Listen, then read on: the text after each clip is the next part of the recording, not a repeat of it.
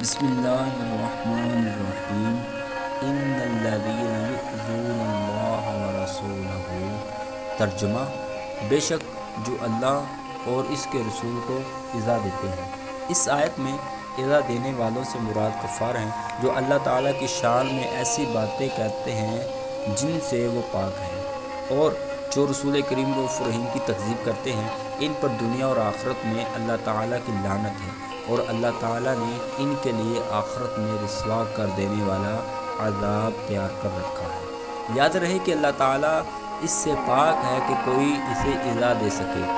یا اسے کسی سے ایذا پہنچے، اس لیے یہاں اللہ تعالیٰ کو ایذا دینے سے مراد اس کے حکم کی مخالفت کرنا ہے اور گناہوں کا ارتکاب کرنا ہے، یا یہاں اللہ تعالیٰ کا ذکر صرف تعظیم کے طور پر ہے، جبکہ حقیقت میں اللہ تعالیٰ اور اس کے رسول کو ایذا دینے سے مراد خاص رسول کریم رؤوف الرحیم کو ایذا دینا ہے۔ جیسے